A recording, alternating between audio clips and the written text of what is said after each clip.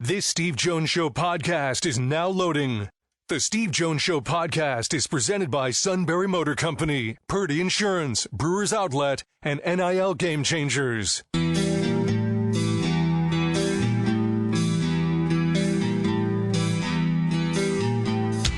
Bringing you an in-depth look at Penn State sports and more. This is the Steve Jones Show on News Radio 1070 WKOK.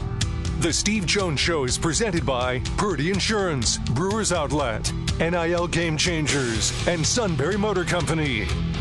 Now from the Sunbury Motor Studio, here's Steve Jones. Purdy Insurance, Market Street in Sunbury. Go to purdyinsurance.com. Auto, home, life, business, boat, motorcycle, RV. You have multiple insurance needs. Purdy Insurance takes care of them all. Make sure you're fully insured. Do everything they can to save you money. Sometimes that's going over state lines where allowed. Other times maybe it's bundles. But they try to accomplish both goals every time. Primarily that you're fully insured, then saving you money.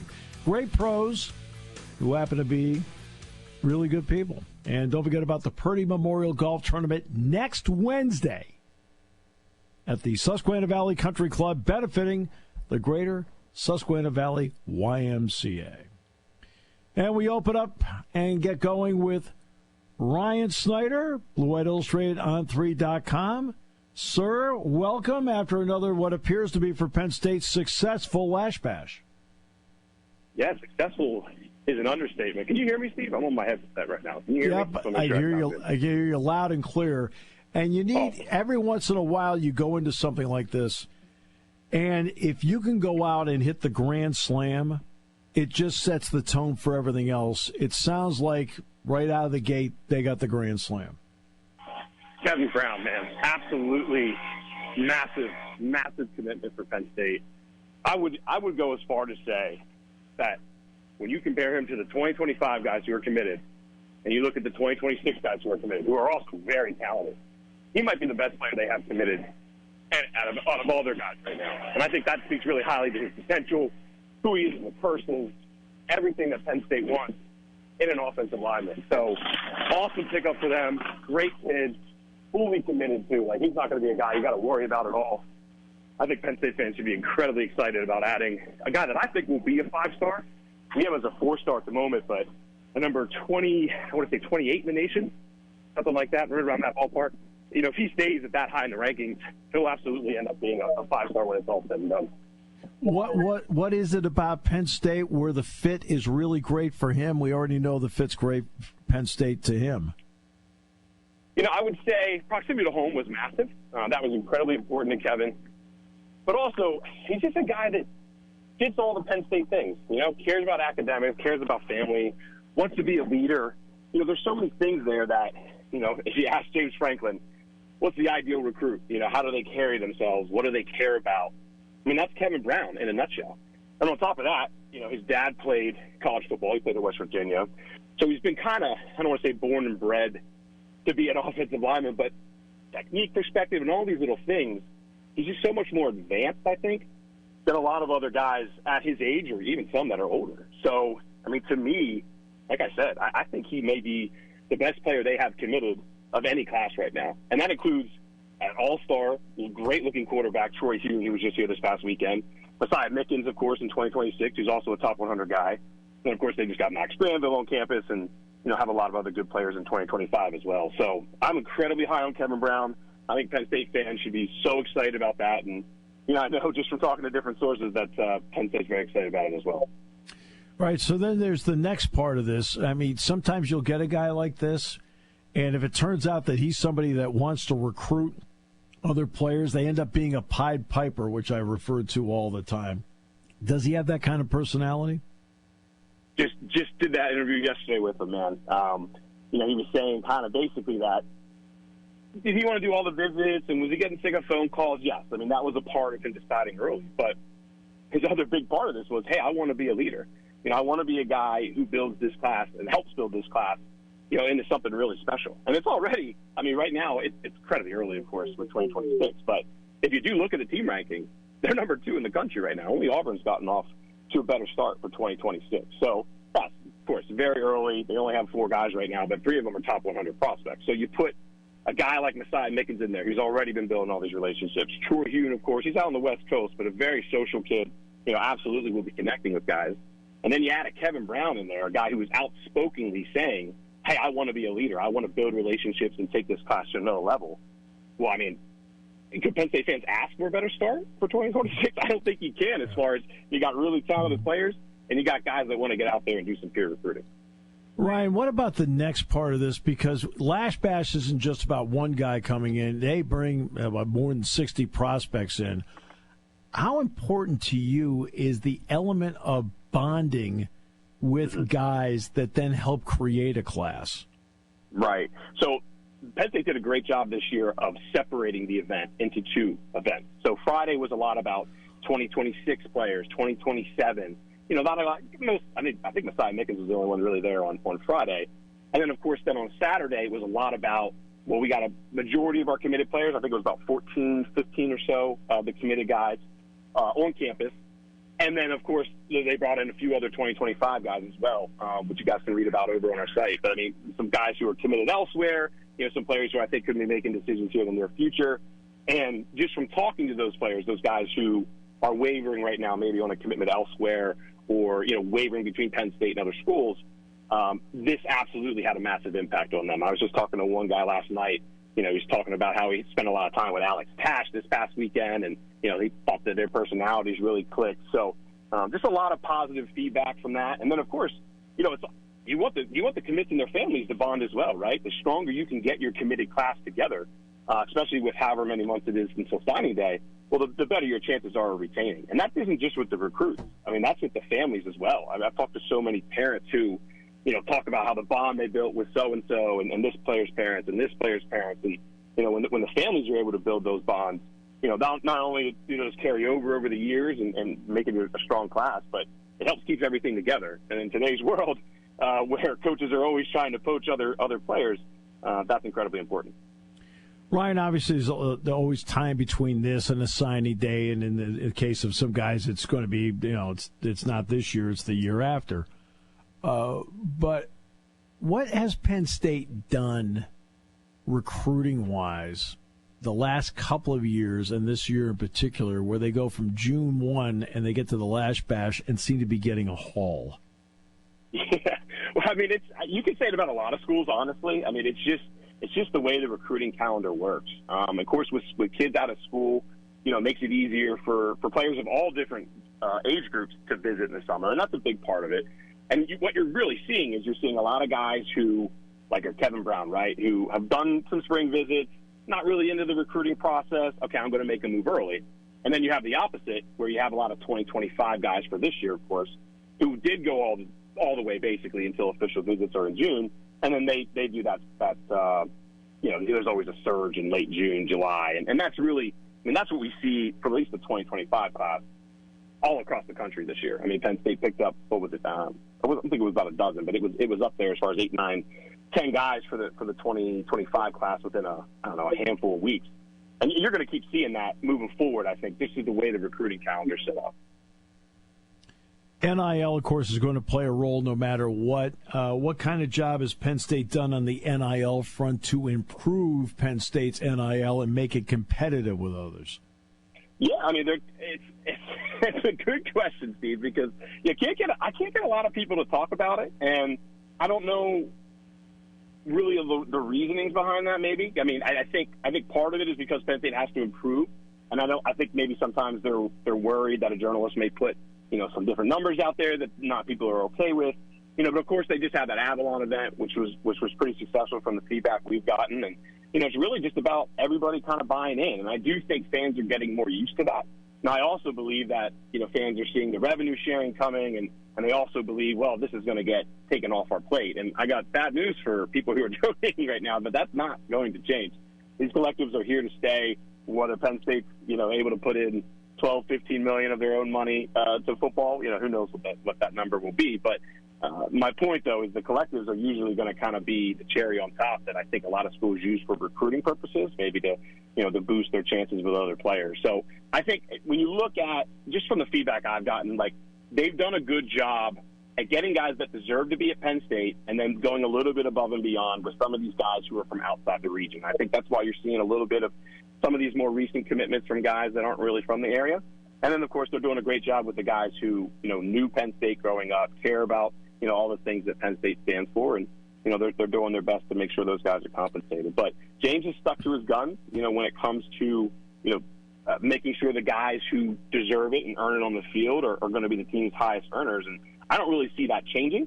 Now, at the same time, a lot of schools are doing a different approach, and that is a massive reason why, we've seen some recruits that we thought would definitely end up at Penn State have gone elsewhere, especially with late decisions. I mean, we've seen quite a few guys maybe make a late move 72 hours before they're supposed to announce. So it's kind of how all you look at it and how you want to approach it. And, of course, with revenue sharing coming, that's going to add a whole nother, charge to this apple, I guess you could say, as far as what Penn State and how they got to do to navigate it. Well, no, I think that when it comes to the latter part, the problem is going to be for the ACC schools. I don't know if they have money, right? I don't know if they have the money to do it. It's not like a Big Ten school where you've got that big TV package that helps at least supplement part of it. You're going to have to get donations. But there's another element to it. Sometimes I don't know what's real in NIL reporting and what isn't. And I'll give you an example of a basketball player. I'm not going to say the name of the player, but it's been claimed that this player got $2 million to make the move as a fifth-year player. And then I talk to people I know and trust, and they tell me it was $800,000, that the agent's floating it. The school loves the fact that it was floated. So I'm not so sure some of the numbers are as big as people claim them to be, because you and I both know people. They're certainly not.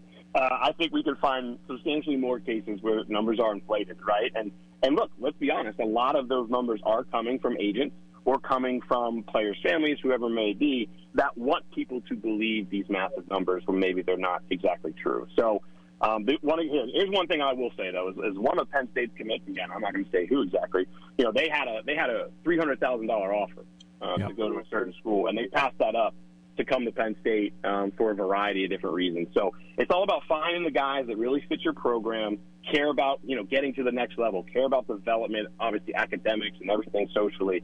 And Penn State's done a good job with that. But again, for some of these really highly rated guys, we're seeing schools throw around silly money, and it's usually silly money at the very end. And that's why I feel like if you're a fan and you've been watching the 2025 class and you're seeing some disappointments, well, you got to understand that some of these schools are throwing money around to guys that absolutely will probably come back to hurt them in the end, honestly. What kind of foundation did they lay with others along the way? Maybe guys that they're still trying to get involved in 25, but especially in 26. Yeah, I mean, they've still what? They're at 21, probably 22 commitments, I believe. They have a player tomorrow, Ivan Camajo.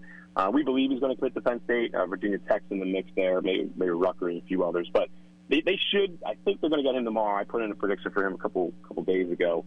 But my point there is they only got a handful of scholarships left with 2025. I think they want to maybe try and get another receiver or two. They're poking around at linebacker. And, I will be curious, Steve, to see how this 105 scholarship rule impacts maybe what they do late in this cycle, because, now they kind of have reason to maybe try and they're always going to try and flip guys, but now they have reason to maybe take a few more chances on a couple players too. But, of course, you have the walk-ons on the team, right? And I think James wants to make sure that, those guys who have been there and have helped the program over the last couple of years, they don't just get ran off the team. So that's going to be an interesting topic within itself. To get back to 2026, I think the big thing for this weekend was really about evaluation. They handed out a ton of different offers, a lot of local guys, a lot of guys who were kind of floating under the radar too. As far as how the Lasch Bash impacted those guys, you're always going to have great feedback. But to me, the biggest takeaway was they got a lot of talented players on campus this past weekend. As you said, about 60-plus, and probably about 70-80% of them camped.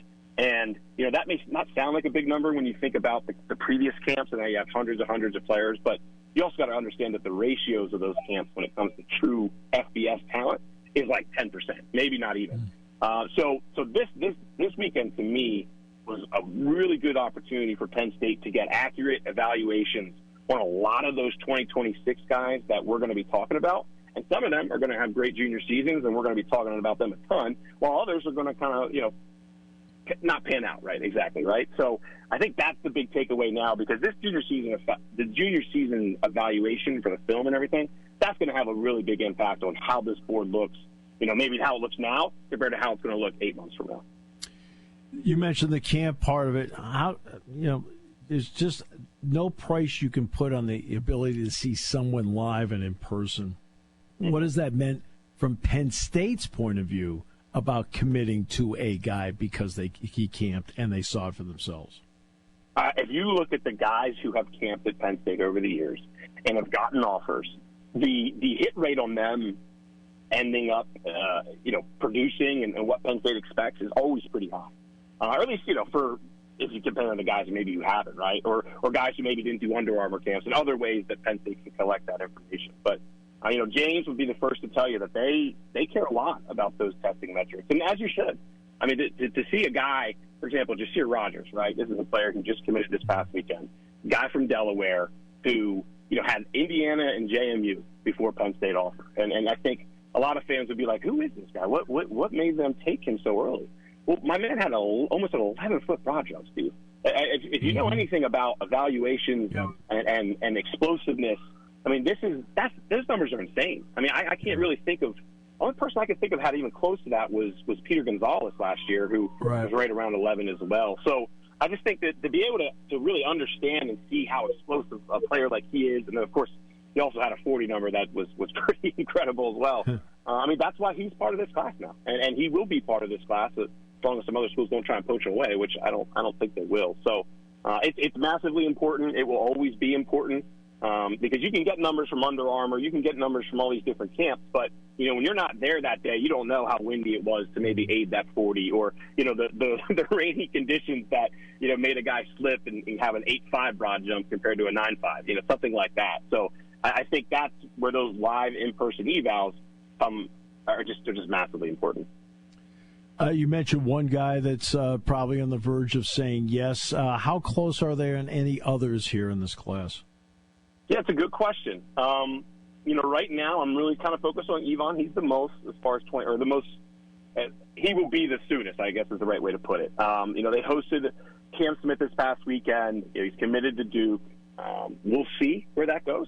I think Cam Smith wanted to be part of this class months ago, and it really was unfortunate for Cam because they had DJ McClary committed at the time, and then Alex Tash committed maybe like 2 or 3 days before Cam. And that put Penn State in a tough spot because, yes, they knew that there was a chance they'd take a third linebacker, but it was so early in the cycle that they didn't want to overload on a position that isn't at the very top of needs this year, especially when you look across the board and, what they have. But so much has changed since then. The 105 scholarship rule was just, became official the other day. That makes it kind of easier for them to find more guys to add. Of course, DJ McClary then decommitted as well, and that's probably the main thing that has Cam Smith back in the mix. But this is a player who I think really likes Penn State, wants to be at Penn State. I always felt like he did want to be at Penn State. And then, of course, he goes on to commit to Manny Diaz at Duke, which, also kind of shares his connection with this staff that he's built over, 2+ years now. So Cam would be one to watch, and, we'll see with receivers. Kobe Howard was up this past weekend. He's not planning to announce until the end of August. His team, Chaminade Madonna, they have a ESPN game, I believe, on August 24th. He's looking to announce there. We'll see where things go. I think they'd love to flip another receiver or two. Time will kind of tell who emerges there, but they're going to keep plugging away at a lot of these talented players who ended up going to other schools. And I think when we get closer to that time where they really got to sign, those players will start thinking about, man, do I really want to go 1,500 miles away from home? That's usually where you kind of see schools like Penn State be able to wiggle their way back in there. And very quickly here at the end, I mean, with Ohio State November 2nd, then the whiteout very late this year, November 9th. How interested are you to see how those 2 weekends play out with the signing date so close after that? Yeah, I mean, well, look, if you just look at the timing of it, that's when high school playoffs start, right? So that's going to be incredibly compelling to see. Certainly a lot of talented players won't be in it, but for the most part, when you have these very talented Division I players on your team, you do usually end up to the playoffs. And at least in Pennsylvania and a lot of the regional states, they play a lot more on Saturdays in the playoffs than they do necessarily on Fridays just because of the way it is, the schedule fields and all that. So I do think that's an interesting thing to keep an eye on. Now, with that said, last year's Michigan game was an absolutely excellent list. It wasn't as good as what the Iowa whiteout list was, And that's a big reason why Penn State is looking to have games more so in the evening for their marquee events like the Whiteout. That's not the only reason. Don't get me wrong. Fans want it that way. Penn State wants it that way from a to sell their brand perspective. But it certainly helps with recruiting when you can get players on campus later in the day on a Saturday over having a game potentially at noon for Ohio State. And we'll see what happens with Washington. But the timing of it isn't ideal. Usually it's the very last game in November when it's kind of Thanksgiving break where everybody's a little more open, especially with it being the first, second week of playoffs. But we'll see. I'm very interested in seeing what happens there. Ryan, always a pleasure, my friend. Thanks so much for all the great information. No problem, Steve. We'll talk soon, buddy. Take care. Ryan Snyder on 3.com. Blue White Illustrated. This half hour brought to you by Purdy Insurance on News Radio 1070 WKOK. Party time. Doesn't matter what time it is because it's Brewers Outlet time. The beverage supermarket has the area's largest beer selection, imports, microbrews, ciders, and domestics. Pick from over 100 ice-cold 12-packs and dozens of 24-ounce singles. Soda, snacks, hot sauces, fresh roasted peanuts. Make it one-stop party shopping, and don't forget the pickle bar. So whatever you're celebrating or just doing it up, Brewers Outlet, Reagan Street, Sunbury wants to see you. And thank you for your years of patronage. Hi, this is Season. For over 100 years, the Purdy Insurance Agency has been protecting families and businesses of the greater Susquehanna Valley and beyond. With the experience of our trained and knowledgeable staff, you can rest assured that your needs will be evaluated and met by some of the industry's best representatives. No matter what your insurance needs are, call Purdy Insurance today at 570-286-5855. Visit our website at purdyinsurance.com or check us out on Facebook to see what we can do for you.